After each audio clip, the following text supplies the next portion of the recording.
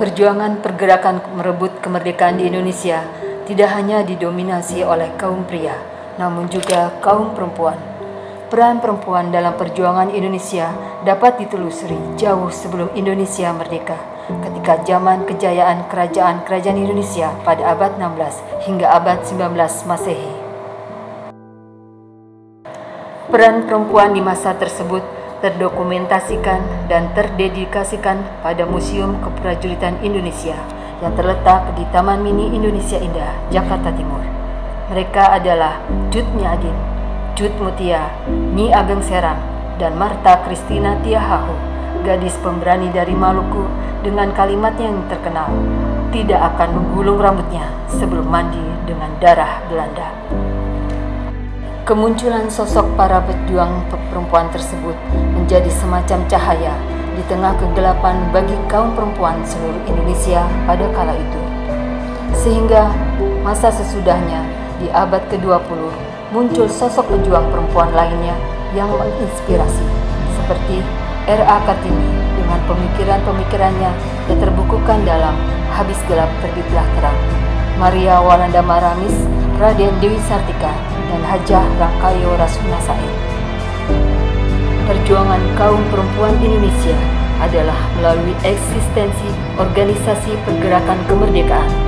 Hal tersebut berhasil memberikan kesadaran terhadap kaum perempuan Indonesia untuk turut berjuang demi kesejahteraan dan kemerdekaan bangsa.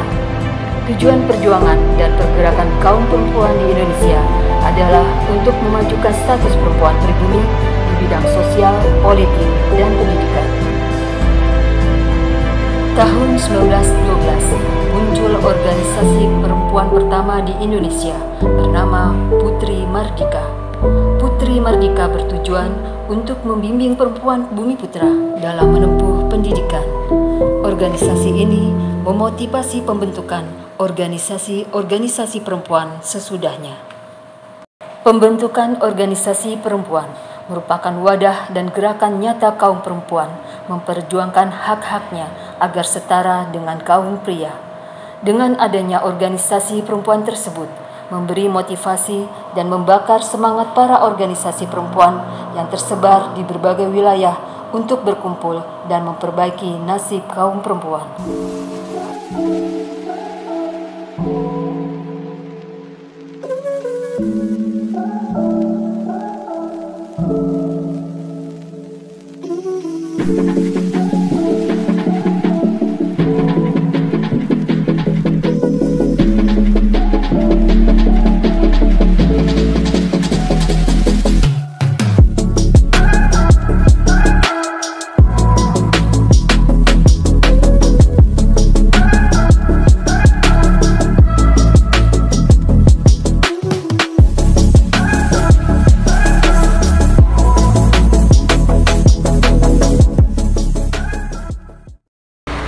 Selamat pagi Sobat Sejarah, bertepatan dengan Hari Ibu yang jatuh pada tanggal 22 Desember tahun 2021.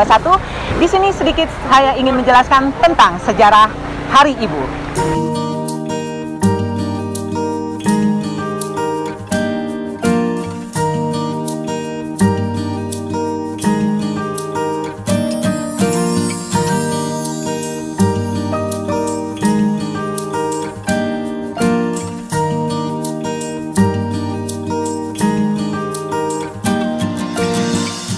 Gema Sumpah Pemuda dan Lantunan Lagu Indonesia Raya yang pada tanggal 28 Oktober 1928 digelorakan dalam Kongres Pemuda Indonesia menggugah semangat para pemimpin perkumpulan kaum perempuan untuk mempersatukan diri dalam satu kesatuan wadah mandiri.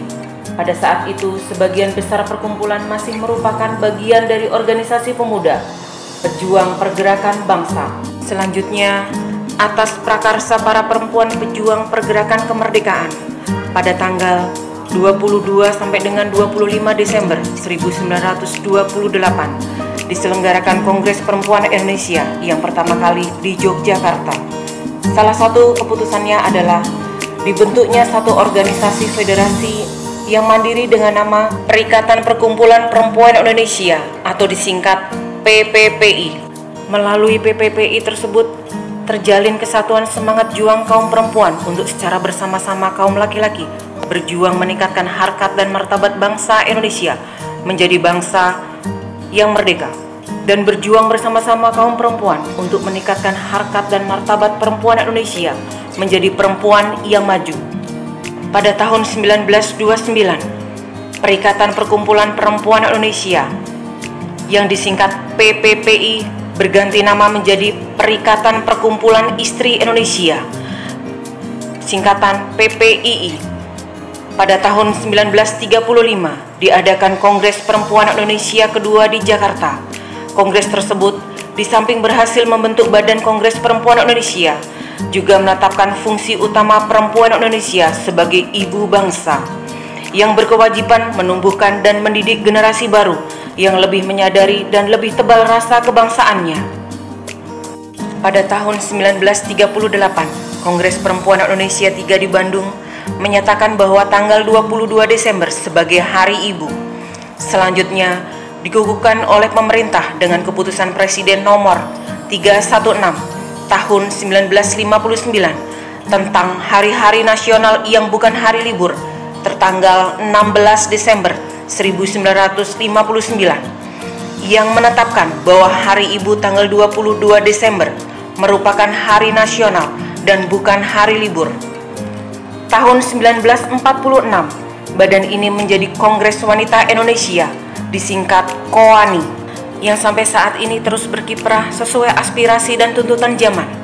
Peristiwa besar yang terjadi pada tanggal 22 Desember tersebut kemudian dijadikan tonggak sejarah bagi kesatuan pergerakan perempuan Indonesia.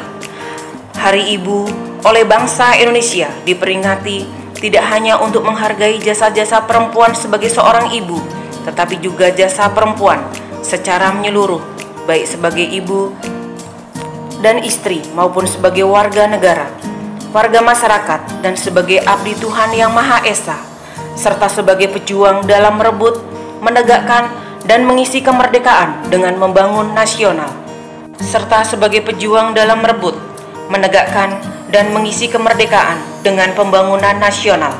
Peringatan Hari Ibu dimaksudkan untuk senantiasa mengingatkan seluruh rakyat Indonesia, terutama generasi muda, akan makna Hari Ibu sebagai hari kebangkitan dan persatuan serta kesatuan perjuangan kaum perempuan yang tidak terpisahkan dari kebangkitan perjuangan bangsa.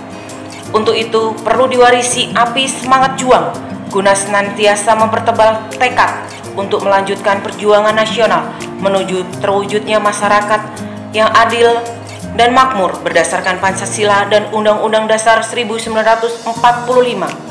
Kini peringatan Hari Ibu dapat menjadi momentum untuk kebangkitan bangsa, memupuk rasa persatuan-kesatuan dan gerak perjuangan kaum perempuan dalam beragam sektor pembangunan demi Indonesia maju, tanpa kehilangan jati dirinya sebagai seorang ibu yang memberikan, tanpa kehilangan jati dirinya sebagai seorang ibu yang merupakan teladan bagi anak-anaknya.